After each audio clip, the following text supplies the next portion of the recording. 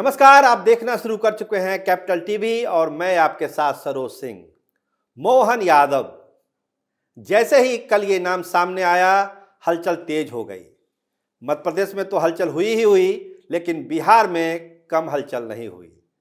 भाजपा में हलचल थी तो उससे कहीं ज़्यादा राजद खेमे में हलचल थी, क्योंकि नाम ही ऐसा है मोहन यादव। तो क्या नरेंद्र मोदी और अमित शाह ने एक यादव बम फेंककर लालू यादव के किले में भगदड़ मचा दी?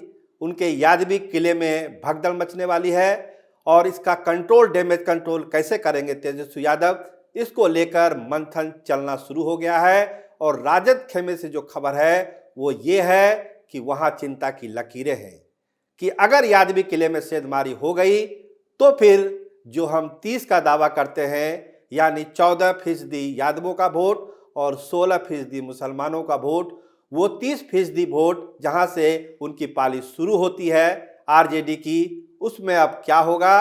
और महागठबंधन के जो दूसरे दल है वो आरजेडी के बार्गेनिंग पावर को अब किस तौर पर देखेंगे? तो मोहन यादव जैसे बम से अब राजद खेमे में काफी चिंता की लकीरें हैं कि इसको कैसे क्या किया जाए। देखिए, क्या मोहन यादव के आने का असर बिहार पर होगा या नहीं होगा? दोनों तरह की राय है। कुछ लोग कहते हैं कि बहुत बड़ा असर है, ये एक मास्टर स्ट्रोक है अमित शाह और नरेंद्र मोदी का। कुछ ऐसे भी लोग हैं जो कहते हैं कि कोई असर पड़ने वाला नहीं है, ये बिहार है, यहाँ का जो यादव समाज है वो लालू यादव और तेजस्वी यादव के साथ है, राष्ट्रीय जनता दल के साथ है, कोई भी आए फर्क पड़ता नहीं है, ये दावा है। लेकिन अंदर खाने तैयारी है, चिंता है कि ऐसा नहीं है। बोलने के तो राजद के नेता बोल रहे हैं, लेकिन सेंधमारी की आशंका से भयभीत हैं कि मोहन यादव एक ऐसा फैक्टर हो गया है जो राजद खेमे को डेंट कर सकता है, उसके यादव वोट बैंक को डेंट कर सकता है। अगर हम आंकड़ों की बात करें तो जो चुनाव हुआ लोकसभा का पिछला बिहार में, उसमें 5 यादव समाज के लोग जीत के गए, जिसमें 3 भाजपा से गए और 2 गए जनता दल यू से।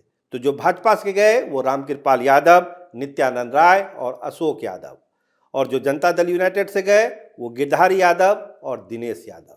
ये 5 लोग सांसद हैं यादव समाज से। और अगर विधानसभा की बात करें तो 52 सदस्यों की संख्या है इस समाज में, जिसमें सबसे ज्यादा 35 लोग जीते हैं आरजेडी के टिकट से और 8 लोग जीते हैं बीजेपी के टिकट से। यानी काफी बड़ा अंतर है 35 और 8 का भाजपा और राजद के बीच में। तो ये आंकड़े ये बतलाते हैं कि जो समाज है लोकसभा में और विधानसभा में अलग अलग पैटर्न से वोट कर रहा है। देखिए, कुछ राजनीतिक विश्लेषण से जो बात हुई, उन्होंने कहा कि अगर ठीक है, अगर सारे यादव मुसलमानों ने वोट दे दिया राजद को, तो फिर लोकसभा में खाता क्यों नहीं खुला राष्ट्रीय जनता दल का? ये सोचने वाली बात है। तो विश्लेषक बताते हैं कि जो ब्रांड मोदी है, तो मोदी के नाम पर यादवों में भी सेंधमारी हो जाती है। और अगर हम डाटे की बात करें तो लोग मोटे तौर पर अनुमान लगाते हैं कि 10 से 15% वोट यादवों का भी पिछले चुनाव में नरेंद्र मोदी को मिला था, जिससे एक बम्पर जीत हुई एनडीए की। तो इस बार क्या होगा? मोहन यादव फैक्टर के आ जाने के बाद क्या वो आंकड़ा बढ़ जाएगा, वोट देने वाले की संख्या बढ़ जाएगी? तो जो जानकार लोग हैं, जो यादव राजनीति को कवर करते हैं, उनका कहना है कि आपका कहना बिल्कुल ठीक है, ये संख्या इस बार 20% तक जा सकती है। 20% से ऐसे लोग हैं जो ब्रांड मोदी के नाम पर वोट दे सकते हैं बीजेपी को और एनडीए समर्थित उम्मीदवारों को। तो अगर ये सेंधमारी हो जाती है तो ये मान के चलिए राष्ट्रीय जनता दल के लिए ये एक बड़ा झटका होगा, क्योंकि 5% वोट का ही खेल है। हम बार बार कहते हैं कि जो लड़ाई है महागठबंधन और ये एनडीए के बीच में, वो 5% के आगे पीछे ही घूम रहा है। जो ये 5% वोट को मैनेज करेगा वही फतह करेगा, जीत उसी की होगी और लड़ाई उसी की है। या वो यादव वोट में टेंट हो जाए या अति पिछड़ा वोट में टेंट हो जाए, ये 5% वोट जो जिसके तरफ ज़्यादा खींच लेगा वही विजेता बनेगा लोकसभा चुनाव का भी और विधानसभा चुनाव का।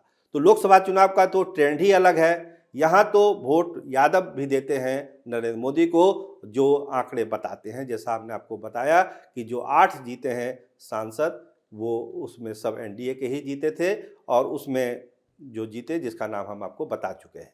तो ये कहानी है आंकड़ों की। लेकिन कल के बाद जो सियासी बदला है, सियासत बदली है बिहार की, उस पर हम बात करते हैं।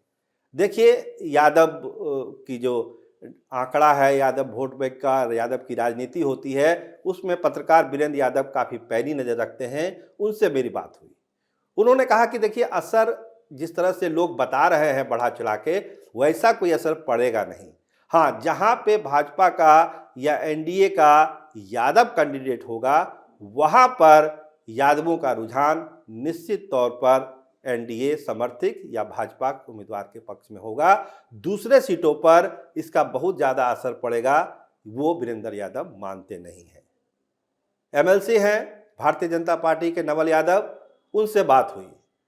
उन्होंने कहा कि अब तो बाजी पलट गई, अब तो बाजी पलट गई है, और आप उनका कहना है कि ये जो आंकड़ा बता रहे हैं 15 से 20% का, वो 20 से 25% तक जाएगा, वो 20 से 25% तक जाएगा, और भाजपा इस बार क्लीन स्वीप करेगी अपने सहयोगी दलों के साथ बिहार की राजनीति में। मोहन यादव एक ऐसा नाम सामने आ गया है जो लालू यादव और तेजस्वी यादव के यादवी किले को ध्वस्त कर देगा, क्योंकि अब यादव समाज भी ये समझ रहा है कि केवल अपने परिवार तक ही यादववाद सीमित है, आरक्षण सीमित है, उसके बाहर ना कोई यादववाद है, ना कोई आरक्षण है। इसलिए बेहतर होगा कि भाजपा के साथ ही चला जाए, ये भाजपा नेता का कहना है। लेकिन आप निष्पक्ष विश्लेषकों से बात करेंगे तो उनकी राय भी बटी हुई है।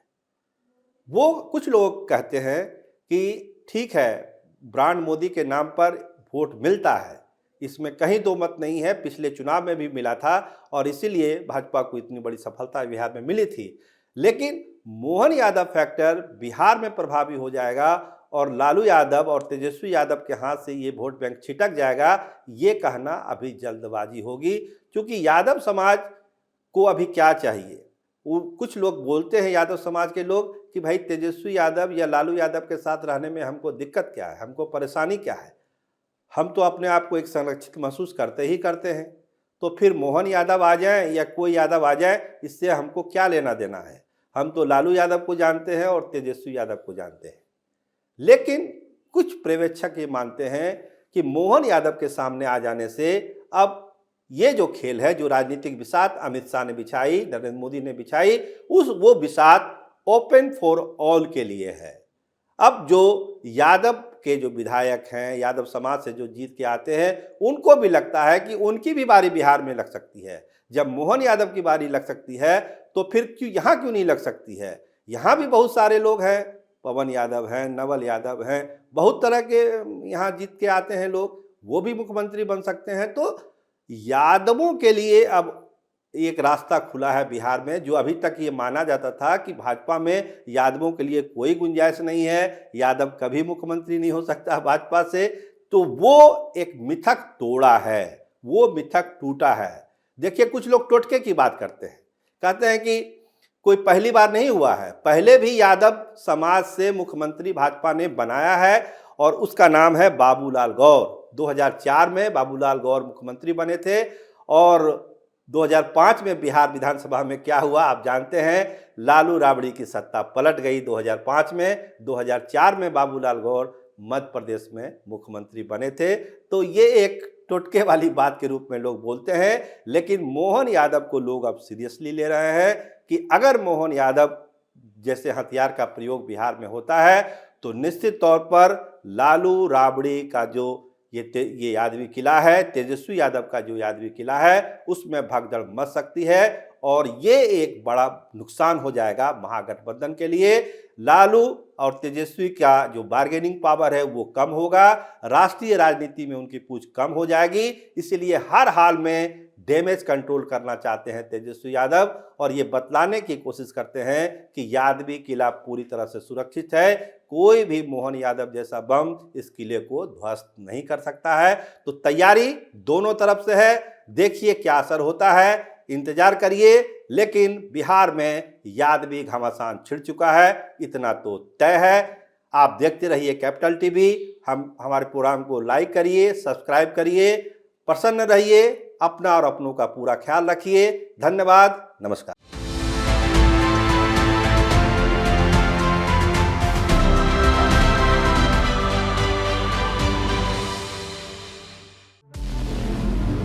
हमारे व्रत, हमारी परीक्षा, लक्ष्य तक पहुंचने की हमारी संयमित प्रतीक्षा। हमारे छठ से और हमारे हठ से पूरी दुनिया वाकिफ है। हमें विकल्प पर नहीं, अपने दृढ़ संकल्प पर अटूट विश्वास है।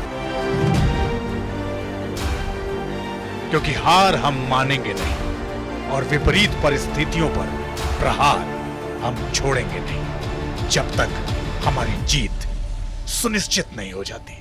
क्योंकि हम बिहार से हैं।